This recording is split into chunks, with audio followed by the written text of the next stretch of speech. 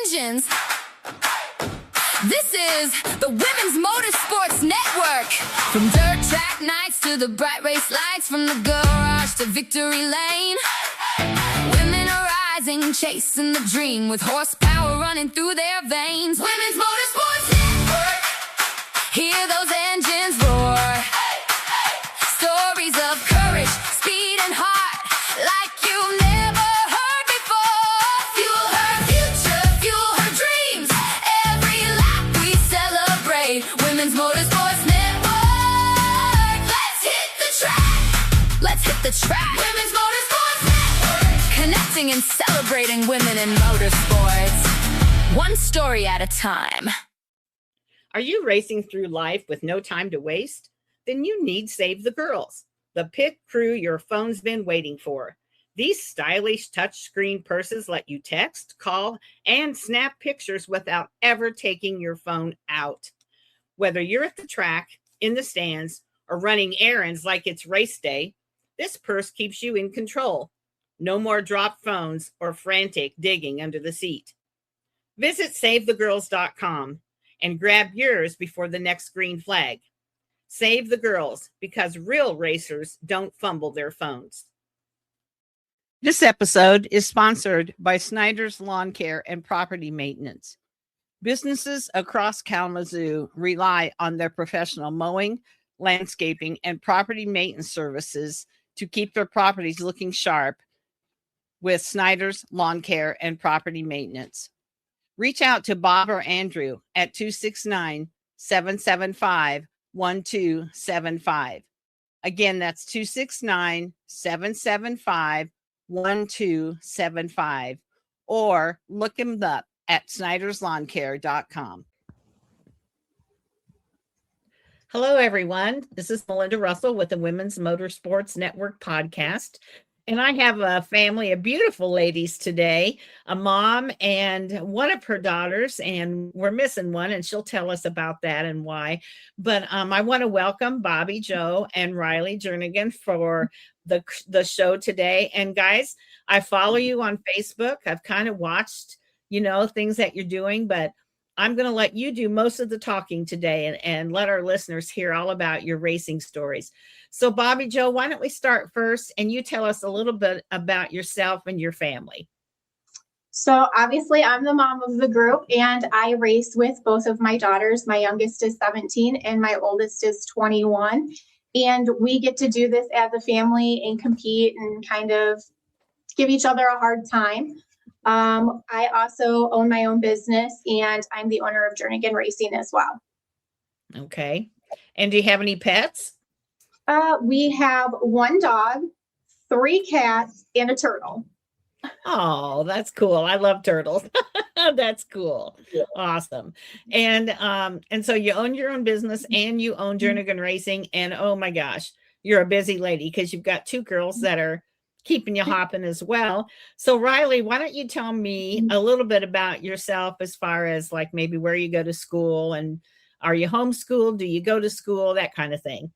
So I recently just finished my senior year on Friday from Morris High School, and I graduate June 4th. Okay. Big, exciting day coming up, isn't it? Yeah. Yes. And then what are your plans for after the summer? Do you have plans?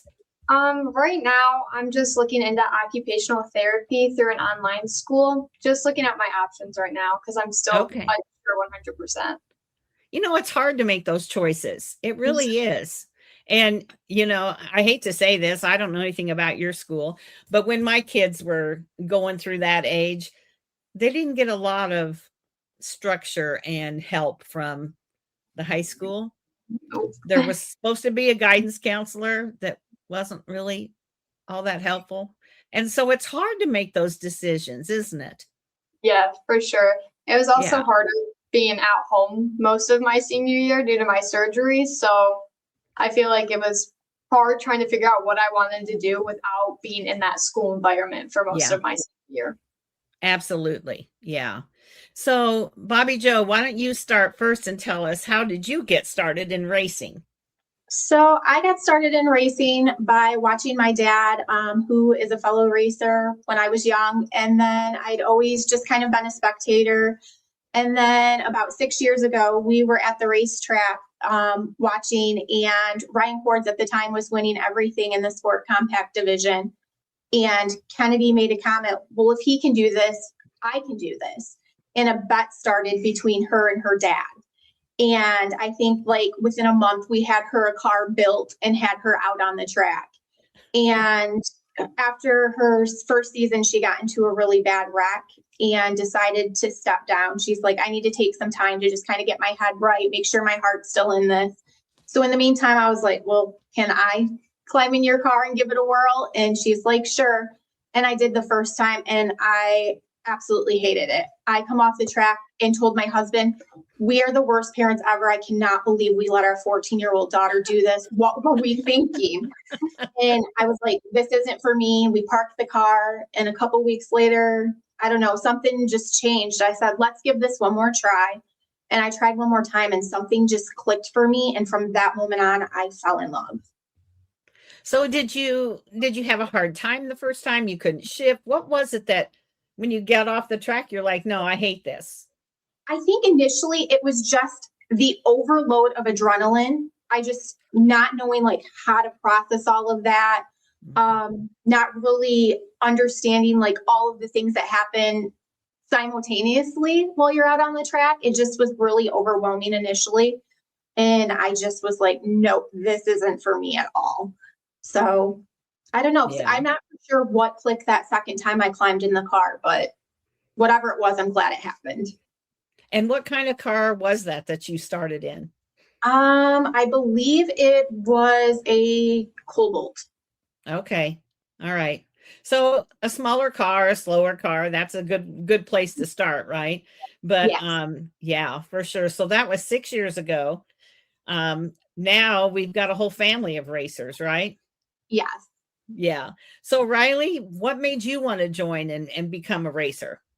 I just loved the environment, just watching my mom and sister out there all the time. I just kind of like felt like I was just there, and I wanted to be involved more. And I was like, well, if you guys are doing this, I want in. And I saw the opportunity that this could make something big for us. So, Yeah. and I fell in love with it since that moment. So are you all three, either one of you can answer, are you all three racing in the same division? Do you race against each other? We all race in the same division. Our class is usually pretty big, so it goes based off time. And I have not yet raced with Riley. She typically is in the B feature, and I'm in the A with Kennedy. So Kennedy and I race against each other frequently. And how does that go? It goes really good. Actually, I love it. I hate being behind her. I don't know how she does it, but she can make her car 4 wide. But it's fun watching her push herself week in and week out and just watching her grow. I love competing with her. That's cool. So Riley, we got to get you up there in the A too. I have raced, I think, 2 times in the A with my sister last season, and it was eventful. Me and her are both we go head to head in a lot of stuff. So it was just kind of funny being out there with her. Because as soon as we came off the track, I was like, oh, I did better than you. And she was like, no, it was me. Mom has to get in between you and referee once in a while then, huh? Oh, yeah. Yeah, for sure. So, Bobby Joe, what is it about racing or motorsports that keeps you and your family going to the track every weekend when you could be doing so many other things? It's the environment. It's the relationships that you build. There's nothing like racing families, excuse me. They're a different breed. They're amazing people, and they have your back no matter what.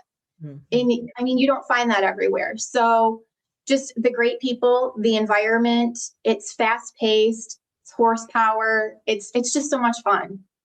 Yeah. I hear that answer more times than not, that it's the people. Some people say, oh, I like to go fast and that, but when it comes down to it, if you really talk to them long enough, they're eventually going to say, I don't know what I'd do without my racing family. And that's pretty much how it is.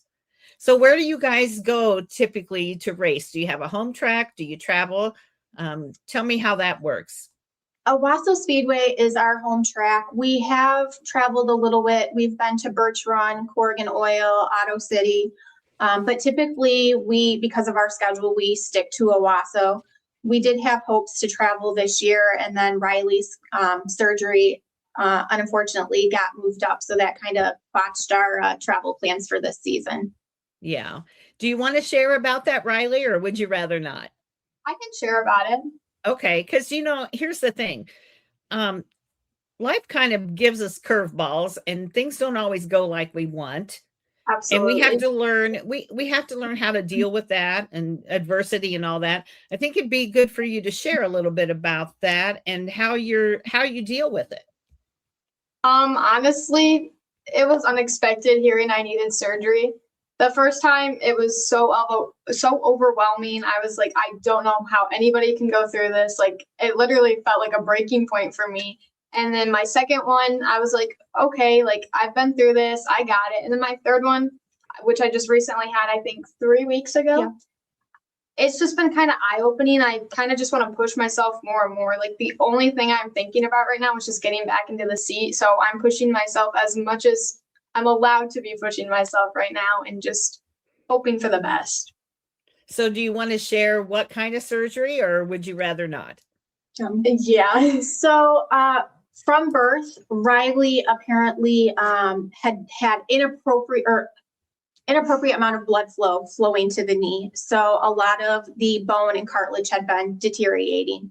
So the first surgery, they went in and scraped away all of the deteriorated bone, cleaned it up, put screws into place, and thought that she would be good. The second surgery was the screws were backing out, so they had to go in and remove them and clean up scar tissue. And then that surgery wasn't successful. So the third surgery we knew was going to happen, but we thought it was going to happen towards the end of summer. And we went in for her MRI, and they told us, unfortunately, her knee has deteriorated more and it's not stable enough for us to push it out that far. We need to move this up. And we're like, well, how soon? And they're like, in 2 days. So we're oh, okay. So in the third surgery, they did an Oates procedure where they actually went in and drilled out all of the bad part of the knee and took healthy bone and cartilage from above the knee and implanted it into the deteriorated part and then cemented it back into place. So this surgery, they're telling us recovery time could be anywhere from 8 to 12 months just because of all the scar tissue and healing back-to-back surgeries, because she's had all three within 9 months. So she's pretty optimistic that she's still going to make a race this season and is doing everything in her power to follow directions, but yet push herself as much as she can within limits to make that happen. Yeah. So this one's going to be the be all end all, we hope. I hope so. I really do. That's a lot of surgeries. And I can understand a little bit of that, Riley, because in 2018, I had back surgery. I had fallen and cracked my back and it didn't heal. And so they went in and they fused my back from my neck, T3, to T11, which is most of your back. Yeah. And that was in 2018. Well, about 6 months ago, I was having a lot of pain. And it just kind of started, well, guess what? One of my screws was coming loose. I would say I had a screw loose, and everybody makes fun of me for that. But I really did. The bottom screw was loose. And so I had to go back in, and they took that screw out. And then they started the one above it at T10 and went to L3. So my whole back is nothing but rods and screws. So I get what you're going through in the fat. And then I've had knee replacement. So, I kind of get it. You don't realize all the things you can't do when you can't use your knee. Definitely opening for sure. Yeah. So, physical therapy, I'm sure, and all that is your daily life probably. But you're going to get back at it. And the nice thing is, Bobby Joe, is she's young. and Absolutely. she'll heal quicker than you or I, especially me. And she's got lots of years that she can race. I know it's hard not to be able to do it when your mom and your sister are doing it, but you can be the support system this year. And hopefully we'll have a late winter, and by the end of the race season you'll be able to get in the car. We told her this year she's been promoted to team boss, so she gets to boss us around a little bit. Okay. You better take advantage of that while they offer it. Oh, I am. Don't worry. For sure. So tell me about your cars. Bobby Joe, what do you drive? So I am actually, this year I was supposed to be moving up to a street stock, and a few things just didn't work out for us. So we pulled a car out of the weeds that I raced 3 or 4 years ago and have it going, and I will be racing in the sport compact class again this season. Okay. And what about Kennedy? What will she be driving? She will be in the sport compact division as well, and so will Riley when she returns. Okay. All right. So not a bad thing, because it's fun to race against your daughter. You said that. And you know, it's all about timing. When it's right, it'll happen. That's how I look at things. When it's right, it'll happen. So that's good. Riley, what do you love about motorsports? Why do you want to work so hard to get back to the racetrack? My favorite thing is honestly all the girls that are getting into racing. Like, there's so many times I've been at the racetrack and I have just like little kids coming up to me and so excited to see me. And it's just like, I want to be someone they can look at and be like, that's who I want to be. Like, I want to grow up and be able to get in a race car and be just like her. So that's why I love being at the racetrack the most, I think. Yeah, for sure. And I tell you what, I started the Women's Motorsports Network in 2017 in August. And, you know, there were a fair amount of women racing, but now, I mean, I get names pretty much every day. Hey, do you know so-and-so? And they're from California to Florida to Washington State to Pennsylvania and right here in Michigan. And it's just amazing to me how many more girls are getting into every type of racing. You know, I interviewed a really cool gal that does like 4-wheeler off-road, you know, dirt and pass and stuff. And that just sounds so fun to do. You know, there's just so many opportunities out there for girls to race. So do you have sponsors that help you guys with your team? How do you do that? Or are you your own sponsor? Absolutely not. We have a lot of sponsors and wonderful people that help support us and keep us going. SB Tools, PFCU Credit Union, Cadets Hardware, MPI, Jason Livery with Livery Art Studios, Mini Beast, Atomic Apparel and Designs, Vervo Gear, Daily Heating and Air Conditioning, OTTP, High Caliber Karting, ZAMP, M&S Tire, AFCO, Longacre Racing, Darker Manufacturing, Traction Concepts, SRC Radios, and Gaffner Towing. And on the side, we also have Eric Spencer and Russell Cords, who help keep our cars on the track along with my husband, JR. You need a bigger car to fit all those names and things on there, don't you? That's awesome. That's awesome. And I know Owasso is a great track. In fact, I have it on my bucket list to get to. So I've got to print their schedule and see if there's a time that I can come up, and because I've interviewed and have met a few people from up that way. So I'd like to come and visit that track. So that's kind of on my bucket list for sure. Do you use social media to promote yourselves, or how do you let people know where you're going to be, what you're going to be racing then, and how you did? Yeah, so we do use social media to the full advantage. We have Facebook, Instagram. We are trying to get our YouTube channel up. We're also trying to get our podcast going. And then outside of our team pages, we all individually have our own pages that we also push all of our information out on as well. Okay. And have you tried TikTok?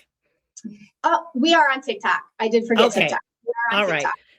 You know, I'm not a huge TikTok person at the moment, but I just think racing is a great sport for TikTok because it's just, you know, as they go by, you can have a short little video, and I just think it's a great medium to share about racing. And here's the problem. If you get started on TikTok and you start scrolling, it's hard to stop, right? Hours go by.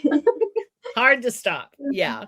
So anyway, so what's good about social media as far as your racing? How has that helped you? It helps put our team front and center in front of other possible sponsoring opportunities. It puts us out in front of other individuals, rather that's other women, children who are looking at racing. We get a lot of women who have wrote us, and especially parents saying, hey, my child seen you at the track, they fell in love with you. Can we get hero cards? And we'll do hero cards. We'll send them t-shirts, little packages and stuff. So being able to bond with them that way as well is huge for us.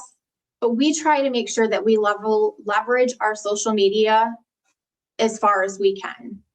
Yeah. I just think, people say, oh, and you know this too. There's a lot of keyboard warriors and bashing and everything. And it's hard on the racetracks because one person can get upset and can, start a whole thing going.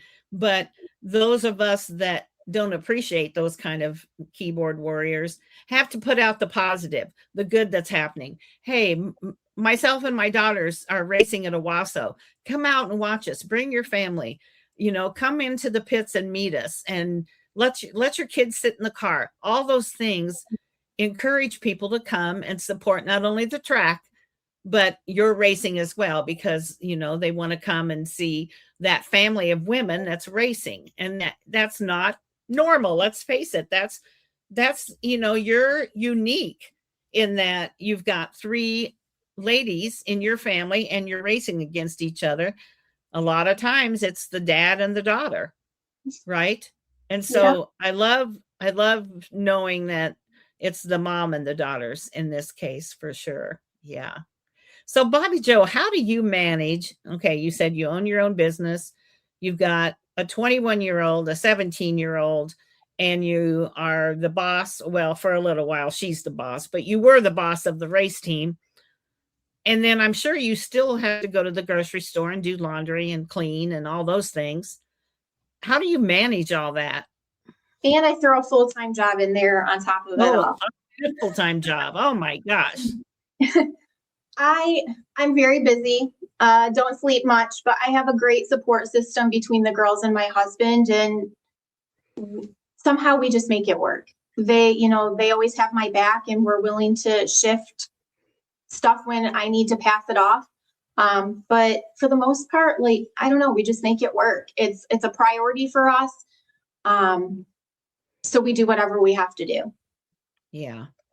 And it can be exhausting at times, what a lot of people don't think about when they see a woman on the racetrack, and especially a woman of maybe younger kids.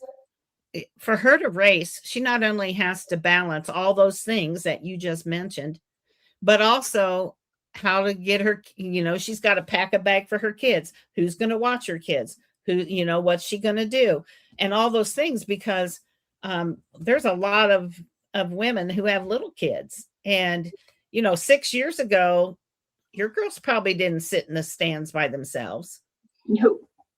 So, you have, and nowadays it's not safe either to let your kids sit anywhere by themselves. So I always am amazed, more so, I guess, at women who manage all those things than men.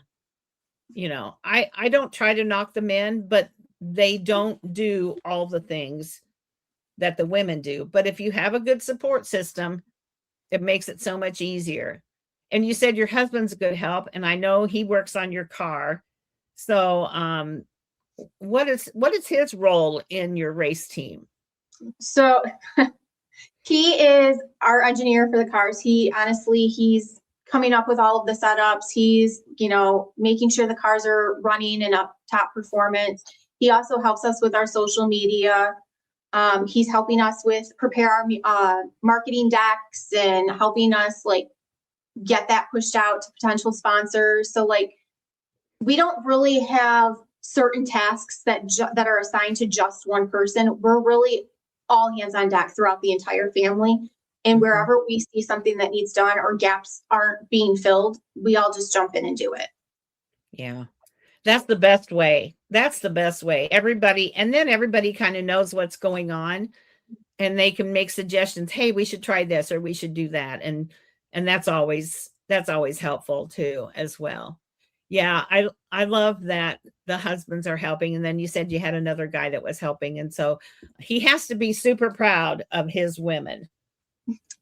He says he is, and he gets all the time from people, why don't you race? And he has no interest in racing. He did that in his younger years, and he says now he's going to do whatever it takes to keep me and the girls happy and have everything that we need to be able to keep competing. And that is what his goal is. And as long as he can do that, he's thrilled. He's our biggest supporter. It sounds like it. And I'd say he's a keeper. Oh, absolutely. Yeah, he's a keeper for sure.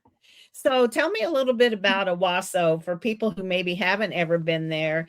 What kind of a track is it? Owasso, how far would that be from where you live? So Owasso is about 15 minutes from Morris, and it's a 3/8 high banked oval track, asphalt. And it recently, within the last 3 years, was purchased by Rex Wheeler, who has put in an enormous amount of work and effort to make it the premier track. And he's done an amazing job. The track has been pretty much completely rebuilt. The track was resurfaced, new wall put all the way around, new grandstands. It's an amazing track, a great facility with high competitive racing. I love Owasso because of the speed and the environment and the people that are there. And if I'm not mistaken, there's people that come there to race from quite a ways away. Yeah, the furthest I've heard, I believe, is Canada. Wow. I know we have a lot of people that come in from Canada, and there was somewhere else that was pretty far away, but I can't remember where. But yeah, people are coming from all over the place to race here. And it's pretty amazing because the more people that come, the more people learn about this track and the more things that can happen there. Yeah, absolutely. So is Owasso on My Race Pass or any of those places that people could kind of follow along if they couldn't come? Yes, they are on My Race Pass. Yeah, I thought so. So for those of us that can't come every weekend, we can still keep track, because I even do that. If I can't go to Kalamazoo to the race, then I get on My Race Pass and follow, my he calls himself my favorite grandson, but he's really not blood to me yet, unless he asks my granddaughter to marry him, and then he might be more in the family. But I always have to tease Brock Gannis. He's he calls himself my favorite grandson. My other grandkids don't know that, but now I guess now they do. And he races a lot at Kalamazoo, and so I love to, if I can't go, I love to be able to get on there and see how he does. And then we know a lot of people that race there, and I think it also, some people think that it takes away from the gate, for your track, but I really don't think so, because for me, it's put it on the bucket list of where I want to try to visit. And I think without knowing that it's on some of these platforms, I wouldn't know anything about Owasso. So yeah. I think the streaming is not a bad thing. No, I think it's a good idea. I like it. And it's nice for, when they do the additional streamings and stuff, that family members who, you might have elderly grandparents who can't make it. You want them to be able to see that. So it's nice for them to be able to tune in and watch from the comfort of their own homes. Yeah. So I like it. Yeah, I do too. And sometimes I'll text my daughter or whatever if there's a yellow and it's a long yellow bee. What happened? Why is there such a long yellow? And so I make the most of it. And I'm a huge flow racing fan. I watch races from all over the country, and that, young girls like you, Riley, that I've met and interviewed, and I know where they raced, and I try to kind of keep track and watch them on flow racing, which is so fun because I can't get to all those tracks, but I can watch them on flow and I can watch the reruns. And so I appreciate those platforms myself. So tell me about your successes. And success doesn't necessarily mean a trophy, although of course that is success. But what would you say your team's successes have been? I think even when things don't go according to plan or the way that we anticipate or think they should happen, we always use the outcomes as learning experiences to keep learning and progressing and moving forward in our program.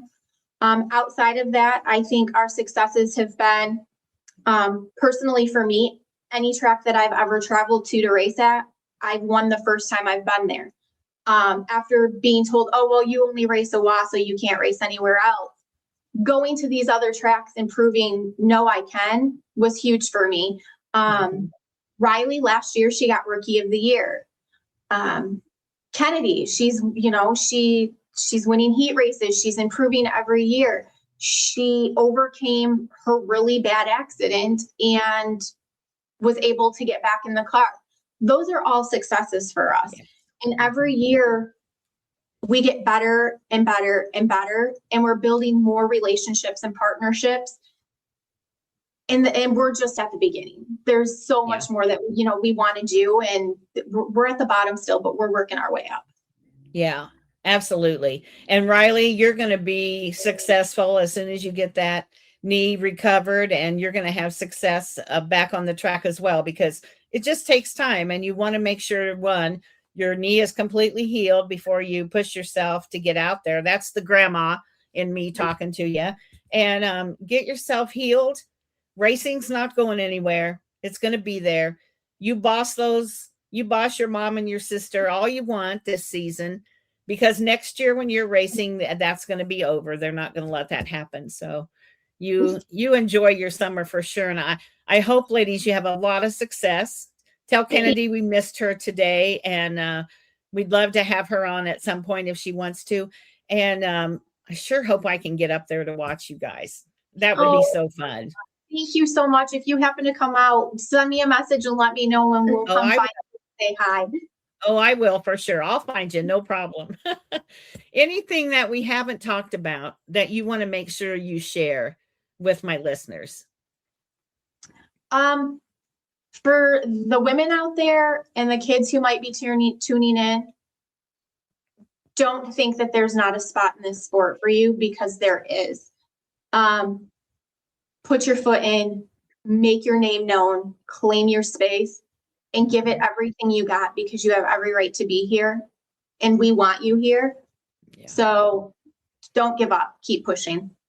Good advice.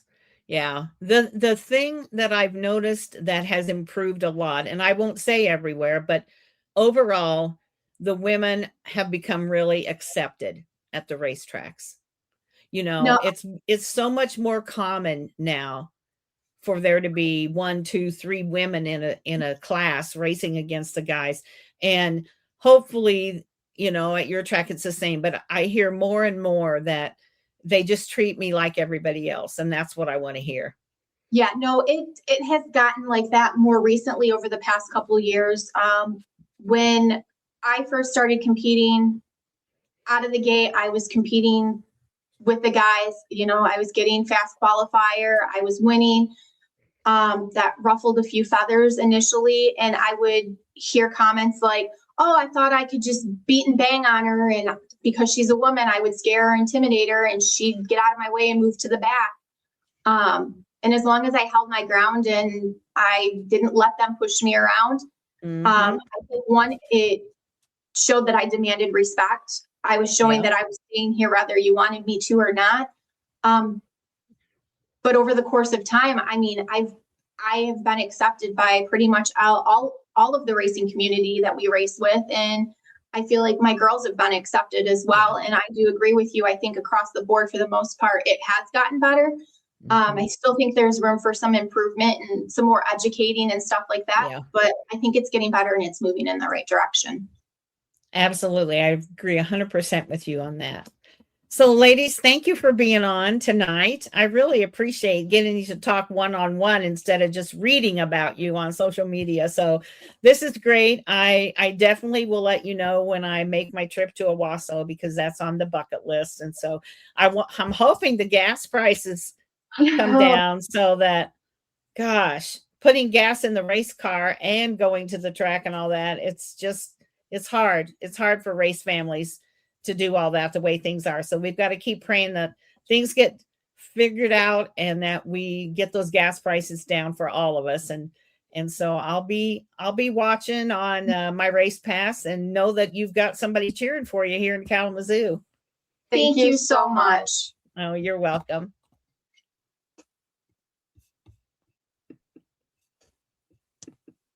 Start your engines. This is the Women's Motor Fun Network.